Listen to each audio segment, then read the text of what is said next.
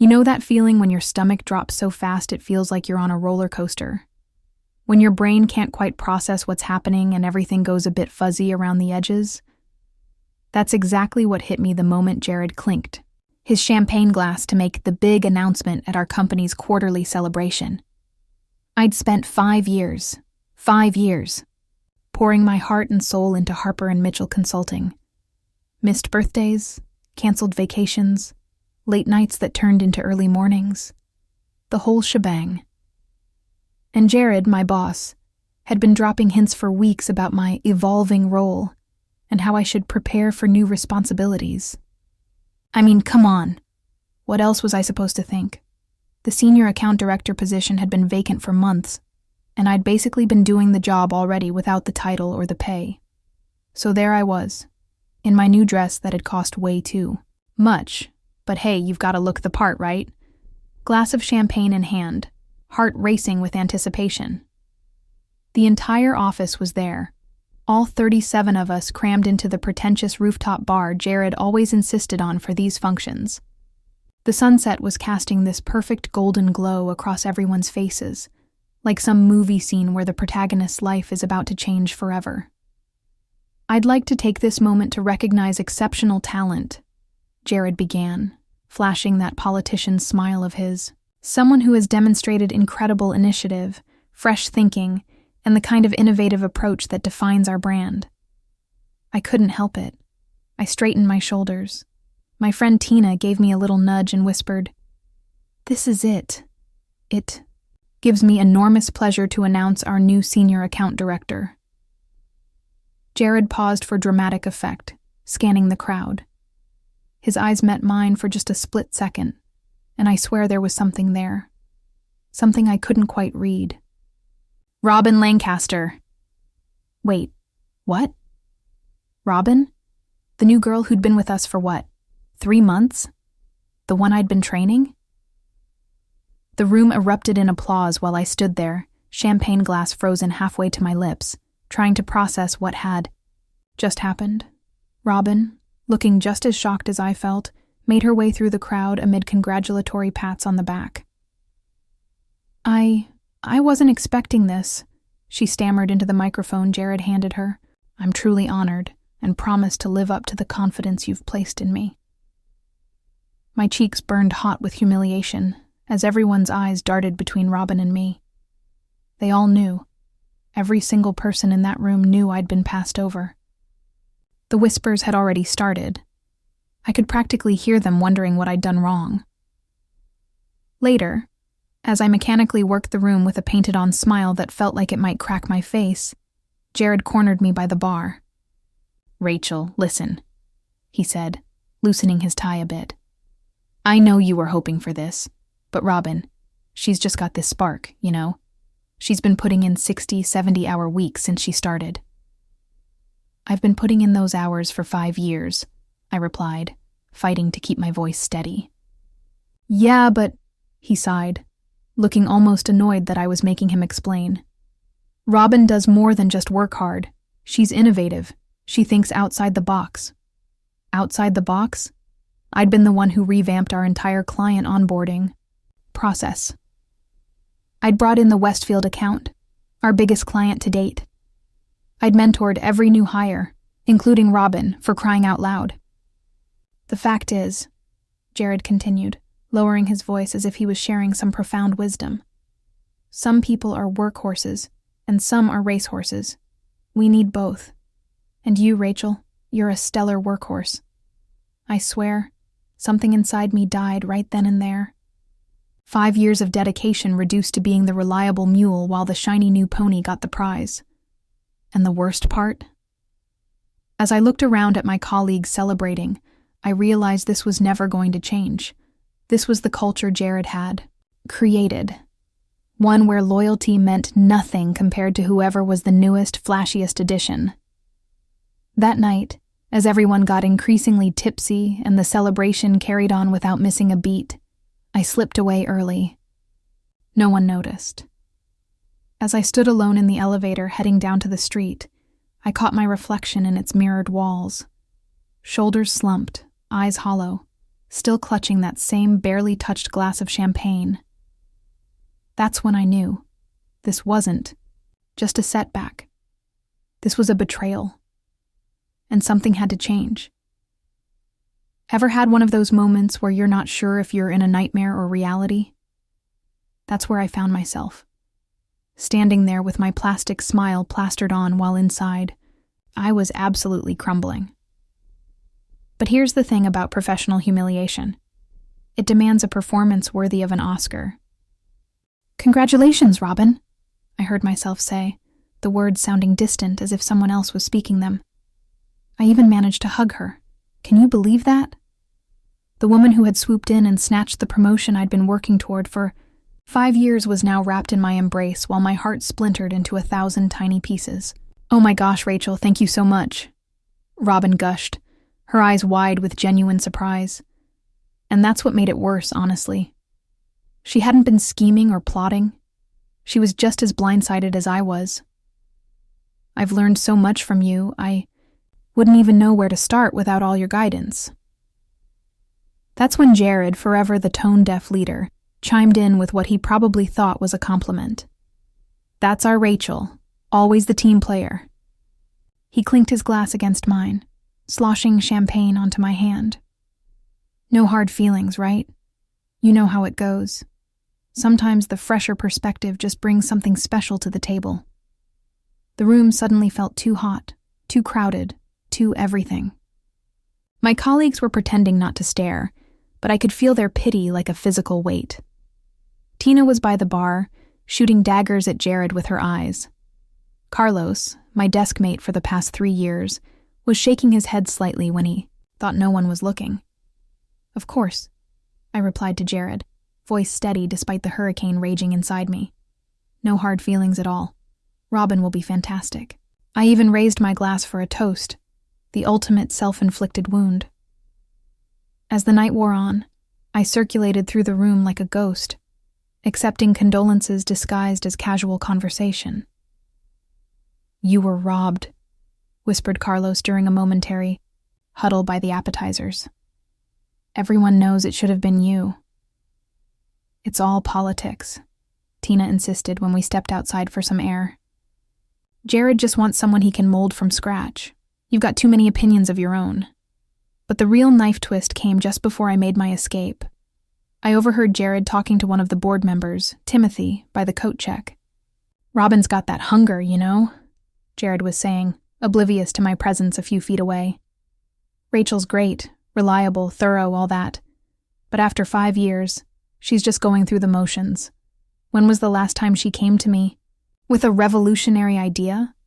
Robin's been here 3 months, and she's already challenging our entire approach to client retention." I froze, feeling like I'd been doused with ice water. Going through the motions?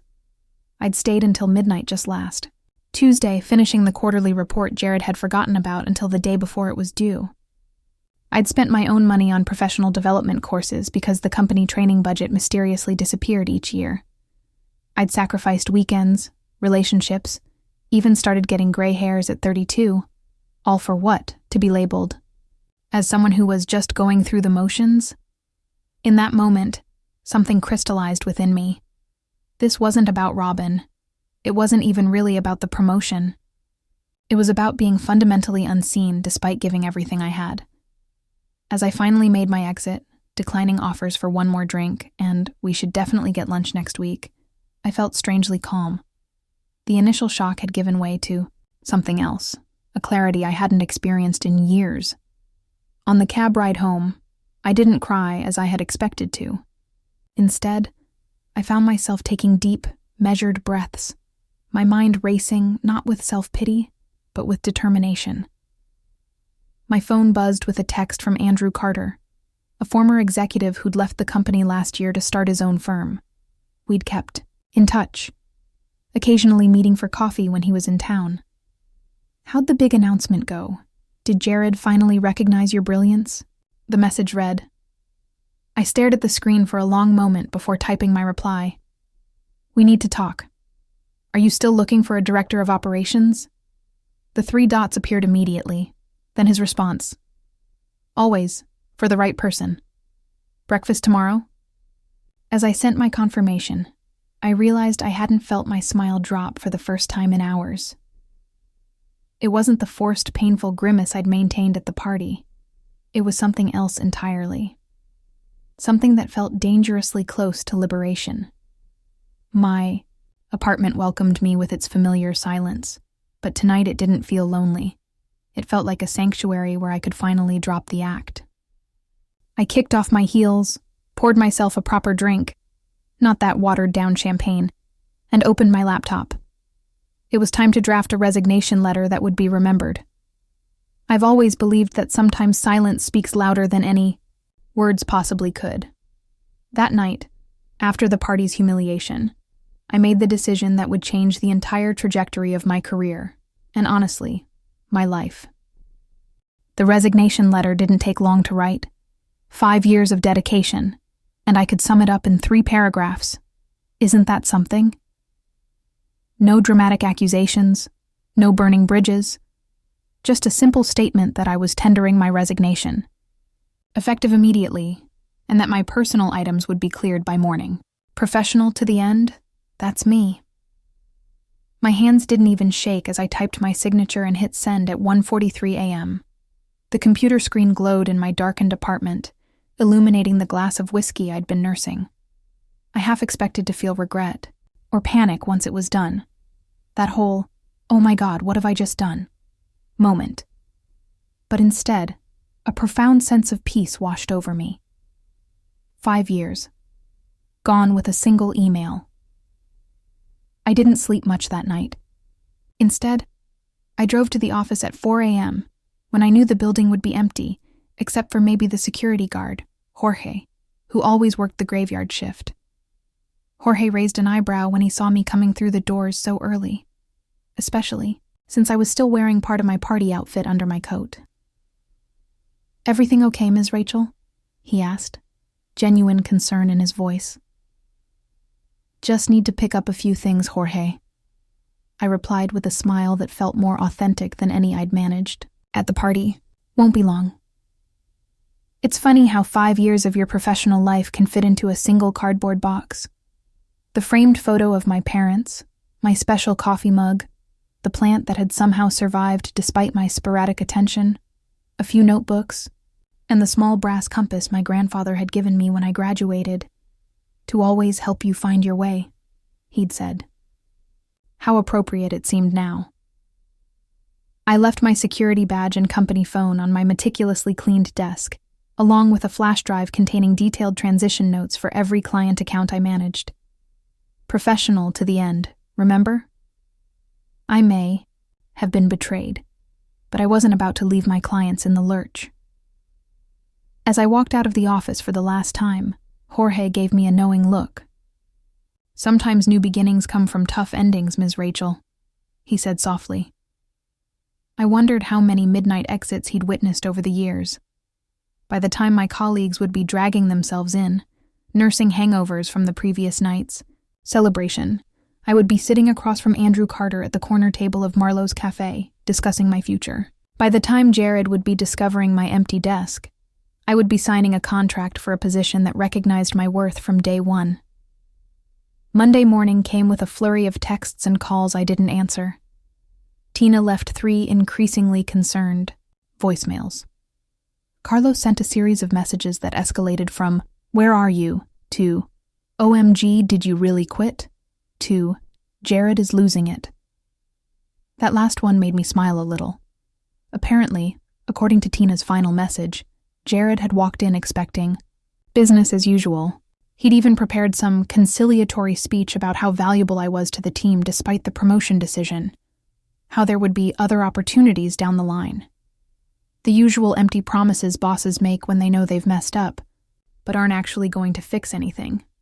Instead, he found my empty desk, my resignation email, and a team suddenly questioning what other talent they might be about to lose.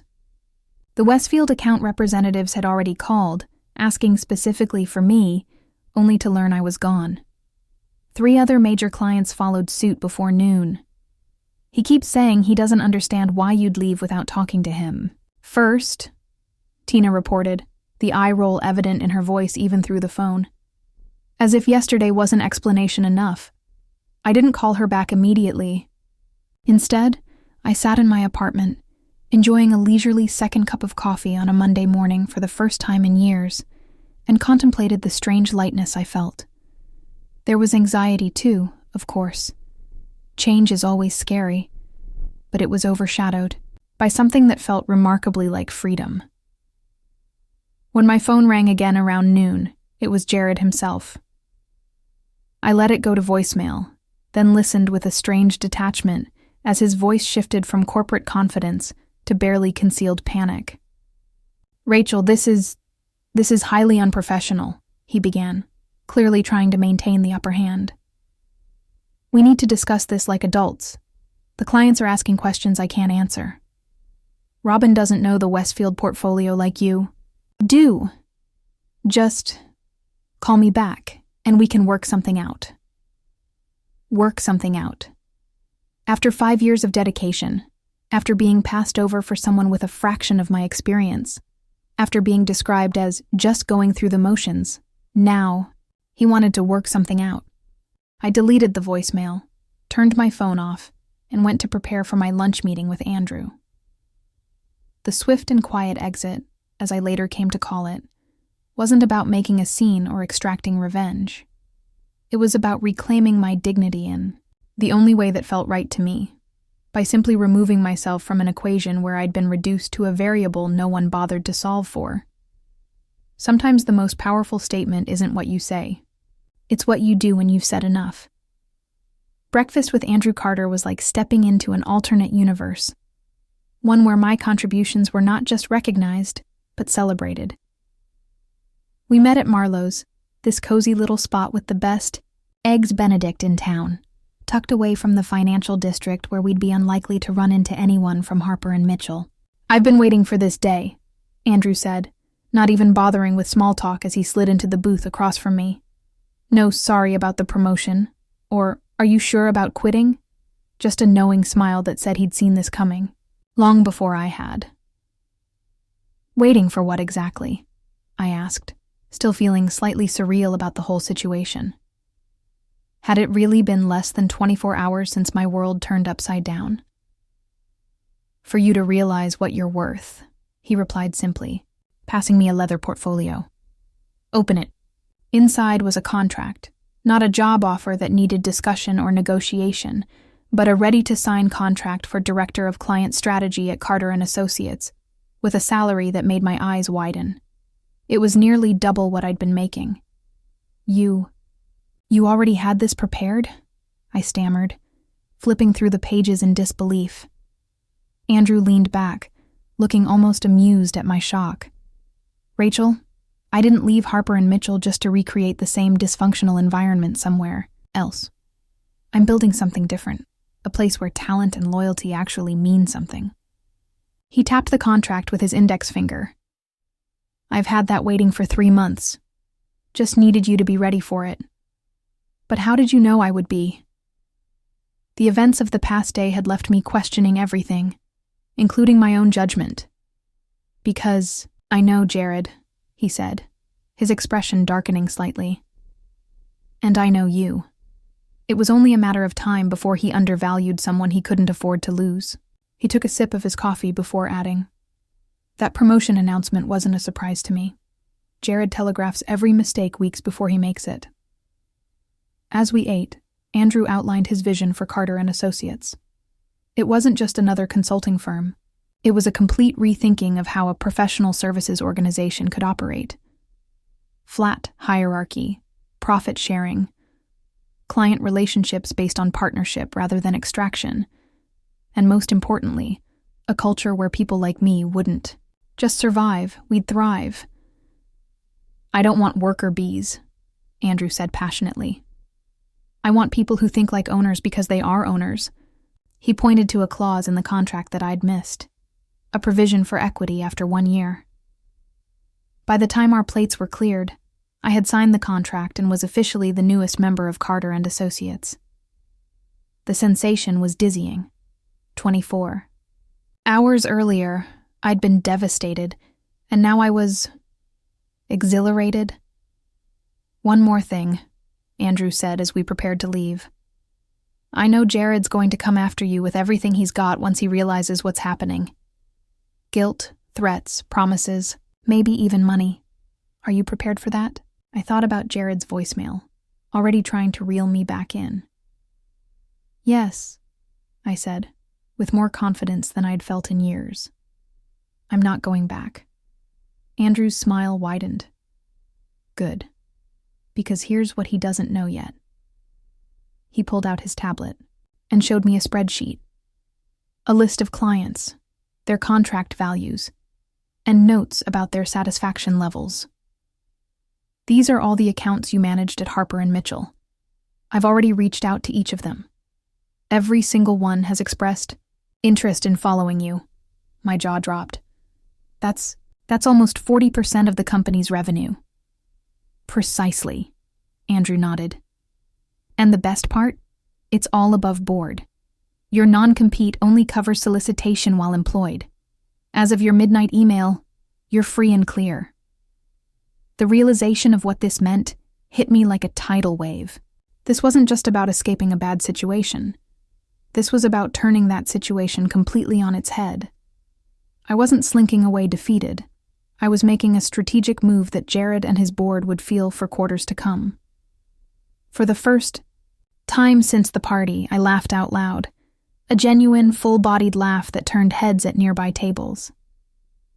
"Andrew Carter, you magnificent chess player," I said, shaking my head in amazement. "Not chess," he corrected with a wink. "Chess is about capturing pieces. This is about building something better after leaving a broken board behind." As we walked out into the bright morning sunshine, my phone buzzed again with Jared's name on the screen. This time, instead of ignoring it, I answered. "Rachel, thank God." "Listen, we need to talk about what happened. I think there's been a huge misunderstanding." Jared's voice had that desperate edge that senior management gets when they realize they've made a catastrophic error. "No misunderstanding, Jared," I interrupted calmly. "I've accepted another position. As for the Westfield account and the others, they'll be reaching out to you directly about their plans going forward. I suggest you prepare Robin for those conversations." The spluttering that followed was something I wish I could have recorded. Before he could launch into whatever counteroffer he'd hastily prepared, I added, "This isn't about money or titles, Jared. It's about respect, something I should have demanded long ago. Goodbye." I hung up, turned to Andrew and nodded. "Ready when you are, boss." "Not boss," he corrected with a smile. "Partner." And just like that, what had begun as my darkest professional moment had transformed into the most empowering decision of my career. Sometimes what looks like betrayal is actually redirection to something far better than you ever imagined possible. You'd think that would be the end of it, right? Girl gets overlooked, girl quits, girl finds better opportunity. Cue the triumphant music and roll credits. But real life rarely ties up so neatly, especially when someone like Jared realizes just how badly he's miscalculated. The first sign of trouble at Harper & Mitchell came about 3 weeks after my departure. Tina, who'd become my inside source, though I never asked her to be, texted me during what was apparently an emergency all-hands meeting. Westfield just officially terminated their contract. Her text read, "Jared looks like he's about to have an aneurysm." I wasn't surprised. Margaret Westfield herself had called me personally 2 days after I started at Carter & Associates. "I don't do business with companies," she'd said in that crisp, no-nonsense tone of hers. "I do business with people I trust." You're that person, Rachel. By the end of the first month, 4 more major clients had jumped ship. Not all of them came to us. Some simply took the opportunity to explore other options, but the impact on Harper & Mitchell was undeniable. Then came the first direct attempt. Jared called on a Friday evening when he knew I'd be unlikely to be in the office. His voicemail was a masterclass in forced casualness. "Rachel, hey, just checking in to see how you're doing. Been thinking about our last conversation and Well, there are some things I'd like to discuss. No pressure, just a friendly chat. Maybe over coffee next week? I didn't return the call. The second attempt was more direct. Robin, yes, the very same Robin who'd gotten my promotion, showed up at my apartment building one evening, waiting in the lobby when I returned from work. "This isn't what I wanted," she blurted out as soon as she saw me. Her eyes were ringed with exhaustion, her usually immaculate appearance slightly disheveled. "The clients won't talk to me. The team resents me. Jared's breathing down my neck about retention numbers that are impossible to meet." Part of me felt for her. She was as much a pawn in Jared's game as I had been.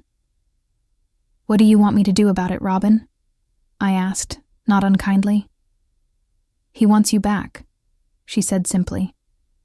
"We all do. He's prepared to offer you the senior director position, above mine, with a significant compensation package." I couldn't help but laugh, though there was no joy in it. "And what happens in 6 months when he finds the next shiny new object? Or when he decides I'm just going through the motions again?" Robin had no answer for that. The third attempt was the most desperate. About 2 months after my departure, when the quarterly results would be coming due, Jared himself appeared at Carter & Associates' offices. Andrew texted me a heads up when security called up, so I had time to prepare myself. Jared looked terrible. The always impeccable executive had shadows under his eyes, and his signature confidence had been replaced by a kind of frantic energy that manifested in him pacing my new office like a caged animal. "This has gone far enough, Rachel," he said, without preamble. "You've made your point. You've shown everyone what happens when you leave. Message received, loud and clear." I leaned back in my chair, waiting. There was more coming. "We're prepared to do whatever it takes," he continued. "Senior director position, equity stake, seat on the leadership council, control over your own client portfolio with no oversight. Name your price." For a brief moment, I wondered what my former self would have given to hear those words from Jared's mouth. All the things I'd worked for, dreamed of, felt I deserved, laid out before me like an offering. "Do you remember what you said about me at the party?" I asked quietly. "That after 5 years I was just going through the motions?" He had the decency to look embarrassed. "I was wrong, obviously. Look at the damage your absence has caused. That's not the impact of someone who's disengaged." "That's just it, Jared," I said, standing up so we were eye to eye. "You only recognize value when it's gone. That's not leadership. It's crisis management." "So what? You're going to punish the entire company because I made one mistake?" "This isn't about punishment," I replied, surprised at how calm I felt. "And it wasn't one mistake. It was a pattern that culminated in that moment.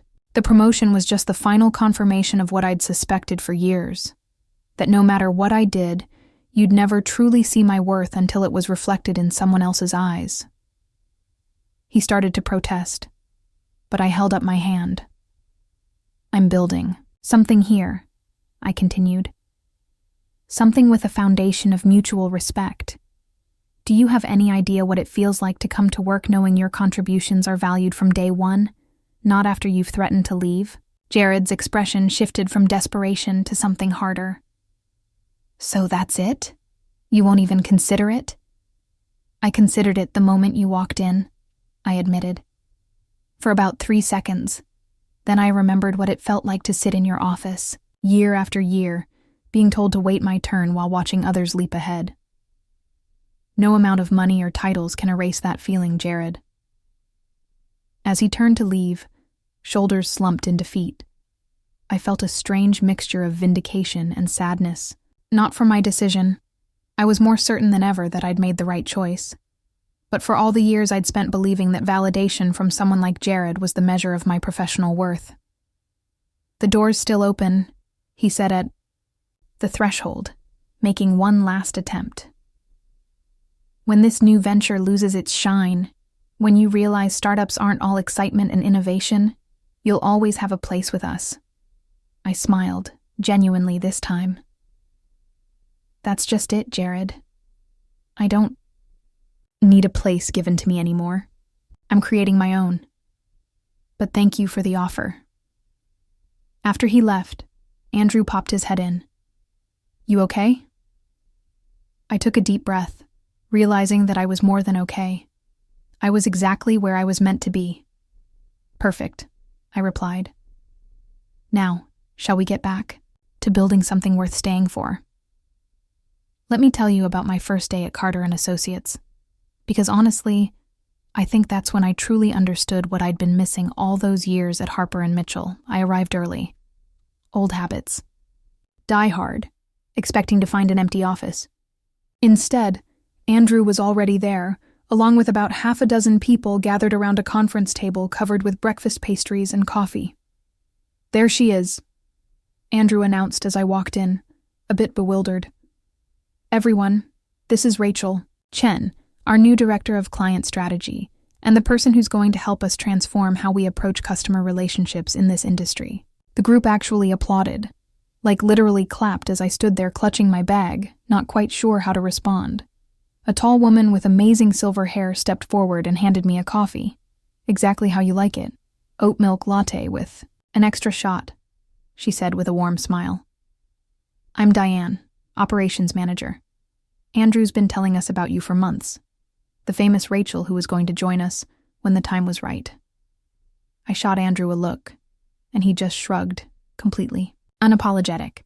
"I told you I'd been waiting for you to realize your worth." That first morning wasn't spent on paperwork or HR orientation videos.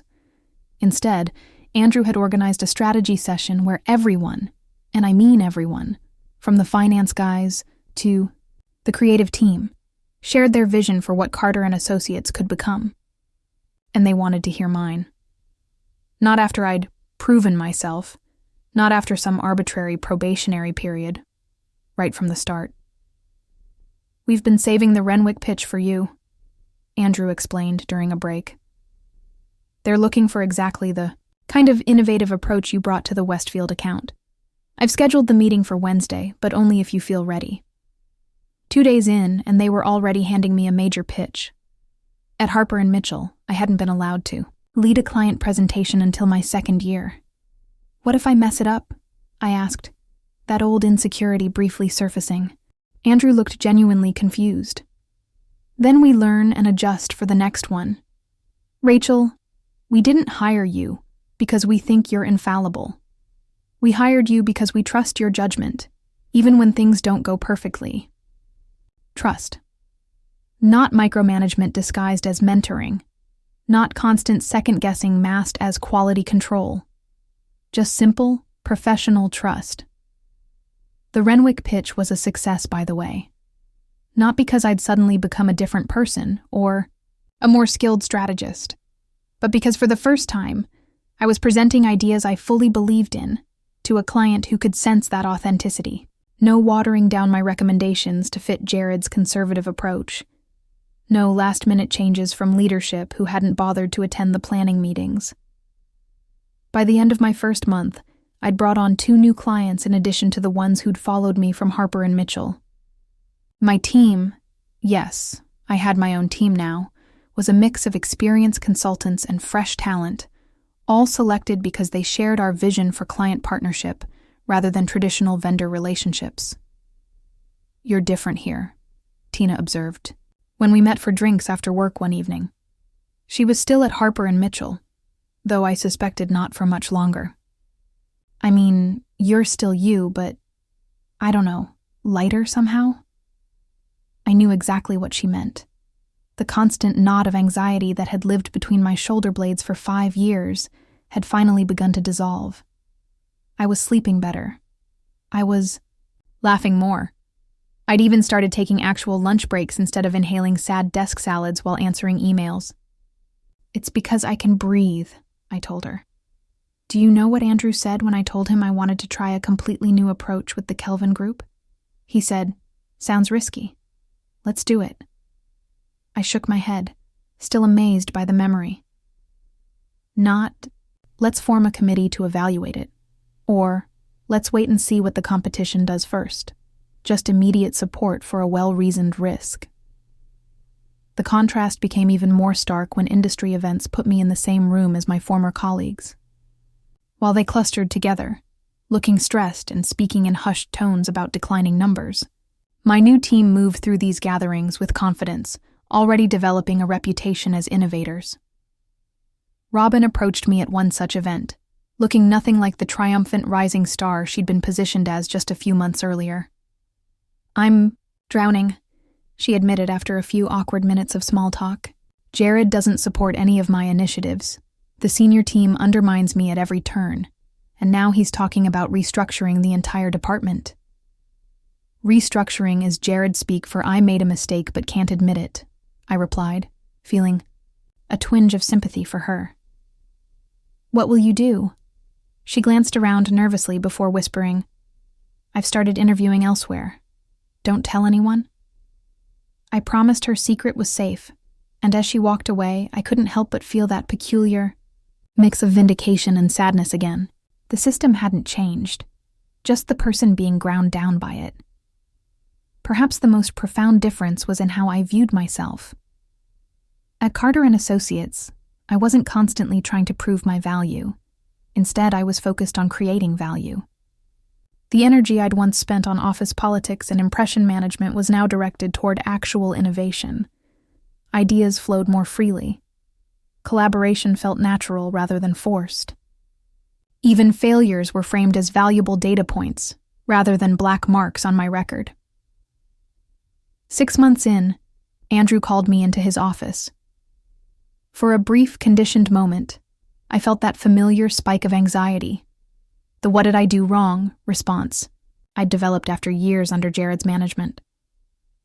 "We need to talk about your role," Andrew began, gesturing for me to sit. Here it comes, I thought, the other shoe finally dropping. Instead, he pushed a folder across his desk. "The board met yesterday. We're establishing a new executive leadership structure as we scale, and we want you to join as a founding partner, full equity stake, co-leadership of the strategic division, and eventually," he smiled, "well, I'm not getting any younger. Someone's going to need to take over this whole operation someday." I stared at the document, momentarily speechless. "Unless you'd rather go back to Harper and Mitchell," he added with a perfectly straight face.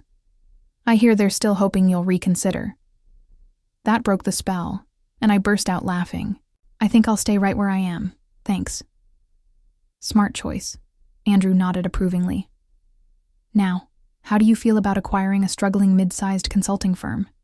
Word on the street is Harper and Mitchell might be available at a steep discount in the near future."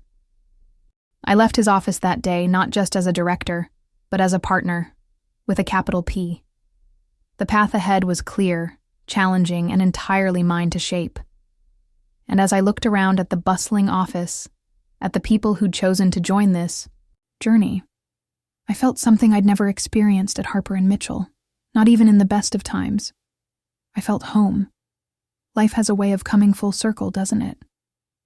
But rarely does it happen with such perfect, almost poetic symmetry as what unfolded over the next year. The first domino fell about 8 months after my departure from Harper and Mitchell. I was in the middle of a client workshop when my phone lit up with a news alert from the industry newsletter I subscribed to. Harper and Mitchell Consulting loses cornerstone client Permaflex after 12-year partnership. Permaflex hadn't been one of my accounts, but they were the client that had put Harper and Mitchell on the map over a decade ago. Their flagship relationship, the one Jared never failed to mention in company meetings. Losing them wasn't just a financial blow. It was a devastating hit to the firm's reputation. I didn't gloat. Okay, maybe just a tiny bit in private. But I certainly wasn't surprised. The exodus had begun with my clients, but it clearly hadn't ended there. According to Tina, who'd finally made the jump to Carter & Associates the month before, the atmosphere at Harper and Mitchell had become toxic. "It's like watching a slow-motion car crash," she told me over lunch one day. "Robin's walking around like a zombie. She's technically still senior account director, but Jared's micromanaging every decision. The board is in panic mode about the quarterly numbers, and there's this constant whisper of restructuring hanging over everyone's heads. 2 weeks later, Robin herself reached out. We met at a quiet cafe far from both our offices, and she looked like she'd aged years in. Mere months. "I've tendered my resignation," she said without preamble, turning her coffee cup anxiously between her palms. I can't do it anymore. The constant second-guessing, the blame for client departures that happened before I even took the role, the impossible targets. "What will you do?" I asked, genuinely concerned. Despite everything, I'd never harbored ill will toward Robin. She'd been a pawn in Jared's game, just as I had been.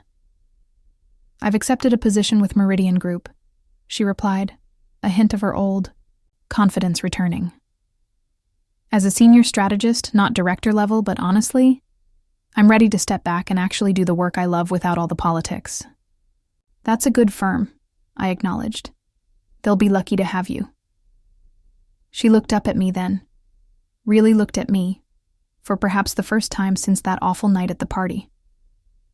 "I never thanked you," she said quietly. "For what?" "For being gracious that night. For not making it harder than it already was. For leaving those incredible transition notes that probably saved my career, even though I was drowning from day one." She took a deep breath. "And for showing me that there's life after Harper and Mitchell." We parted on good terms, perhaps even as the beginnings of friends. As I walked back to my office, I reflected on how different things might have been if Jared had fostered collaboration instead of competition, if he'd recognized that lifting others up didn't mean diminishing himself. The second domino fell a month later. Carlos, still hanging in at Harper and Mitchell, texted me a screenshot of an internal announcement.